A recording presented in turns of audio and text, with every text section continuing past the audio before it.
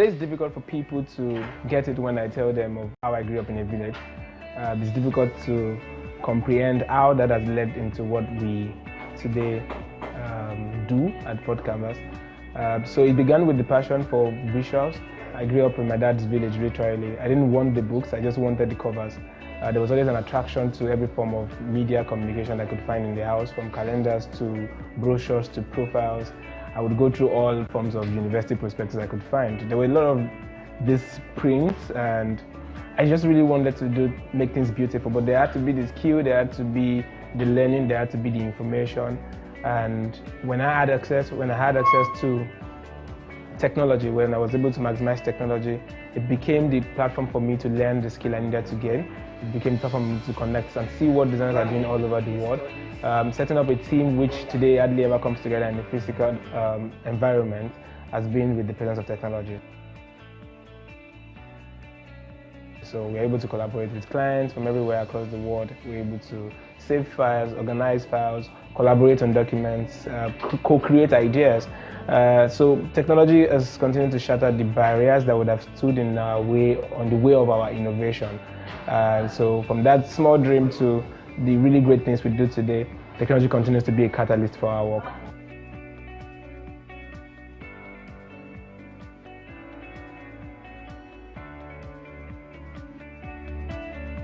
My name is Victor Fatomi, co-founder and senior partner at Fort Canvas, a brand-centric design agency.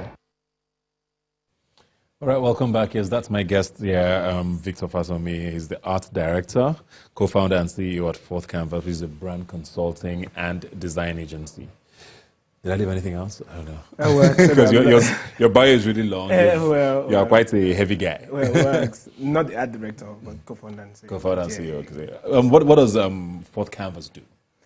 So we're a design and branding agency. Okay. So we literally work with businesses to help them communicate their ideals, like what they stand for and then what they need, the people whose opinion matters to them. You know, so we're literally helping them to communicate right to their customers. Yeah. So the core of our work is visual communication, but we start from advising on the brand itself. What should you be in the minds of people? Because whether or not you determine these things, people eventually form these stories. So we're a brand consultancy, but yeah, you could say we're a brand-centric design agency. That's how we describe it. Whenever I hear about agencies like this, it's very, Nigerians like very tangible things. Or what do you do? Can I see what you do? Yeah. But if you're working with like ideas and, like you say, you're a brand or branding, it's really very hard to sort of hold. I mean, I know sometimes I search online to find out, some of these things. But, how did you decide, okay, this was the path, and how did you get there? Okay, so I think first, that's not a problem. I think it's just the nature of the work. Yeah. So it's really difficult sometimes to set the boundaries, to say this is where it starts and this is where it ends.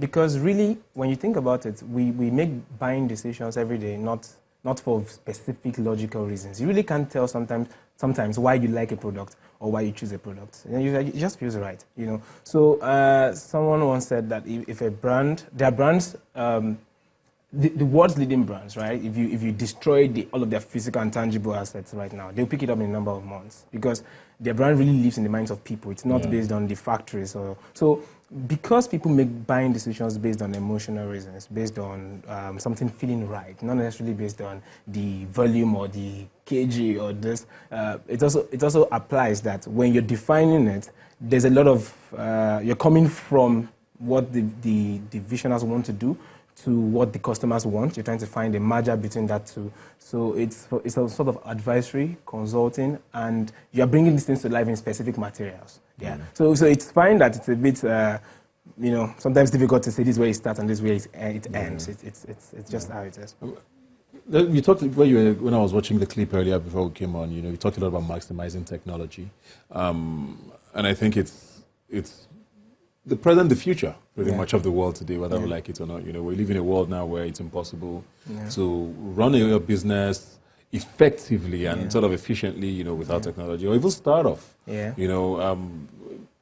I've seen a lot of instances where people said, "Oh, I didn't know where to start," and I went and searched, and I found out these ideas, and people learn literally, how to do anything just by searching them online. So I don't know if that was your story as well. Yeah. So from starting off to running, like you mentioned, I had a similar story. So there was the passion for visuals, right? So I grew up, like I mentioned in the video.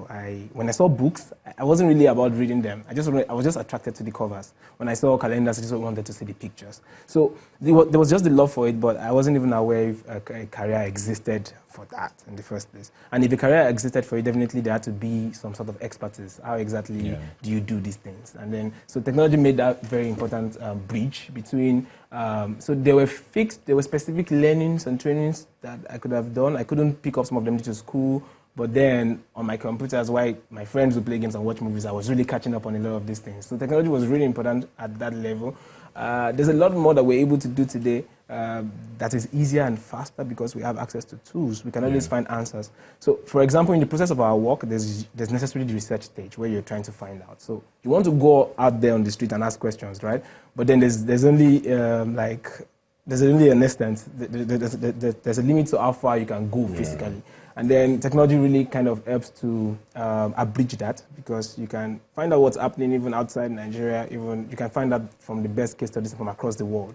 So we're able to learn more and a lot more on the daily on the daily rate. Yeah, because we have access to technology, we can find out about more. So from learning, increasing our expertise to being able to research better. And then collaborate. That's another important part. So in the past, you would have to probably do a doc and then share it with someone. But today, 5 people can literally work and create content together on the same doc. So I think from starting up to running every day, it continues to be a major factor. I get people a lot who come to me and say, oh, I want to be a TV presenter. What should I do? I say, just Google it. I mean, everything is available to you actually online. You know, I mean, we're in a hustle or a hustling generation. Everybody wants to have 6, 7, 8 jobs. But all of this information is actually out there for people. But then I also wonder sometimes, okay, if all of this information is out there and 20 people can access it, how then do you stand out?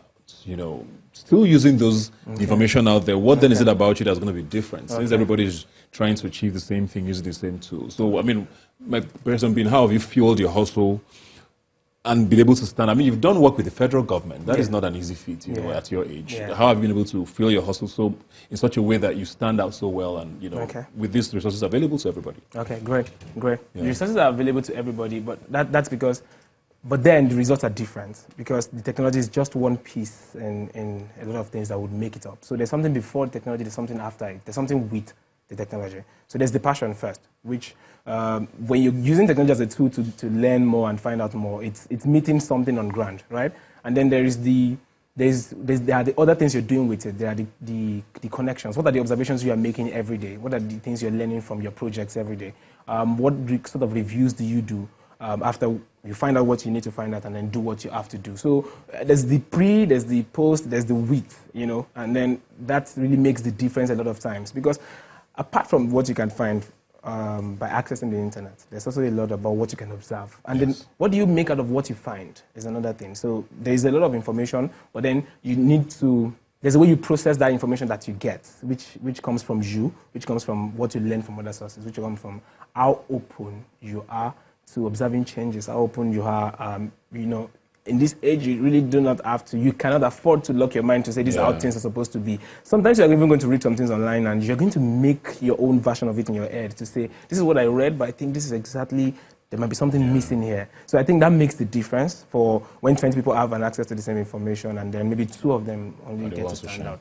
Yeah, branding guy, now before we go, what is the number 1 rule you would say of being a branding person? What is the one thing, if I want to go into the branding, sort of space now, what is the one thing I should definitely have in mind before I go in there? So I would say one thing for the brand consultant as well as one thing for businesses, the businesses we consult for. So I think the first thing for the consultant is knowledge. Yeah. So you need to consistently invest in knowing more, so which involves exposing yourself to more.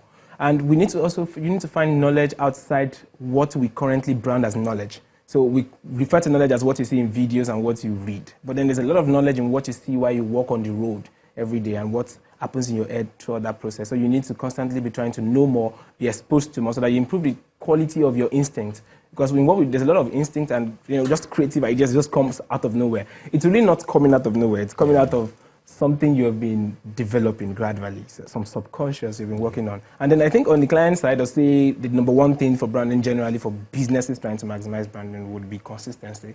Yeah, consistency. So I like to say that, yes, this design can be better. Yes, this copy could have been better. But whatever it is you're using to identify yourself, you had better stay with it. So even if it's not, so you can't be moving around different kinds of bad designs. But if you have one bad design, really, that's not like a good advice. But I mean, whatever it is, just be consistent. So, and consistency doesn't mean one thing. It could be a set of things that you don't go outside of. So that's very important. So at least you have an image. Yeah, because you're not going to tell people one thing. It's not going to store in their mind once. They have to see it again and again and again. And just take it for that. Thank you very much, Victor.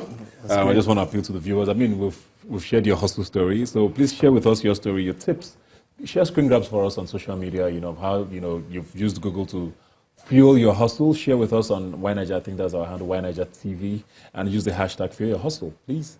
And you never know what might be coming your way in the course of the next couple of weeks. Thanks for joining us, and I'll see you next time.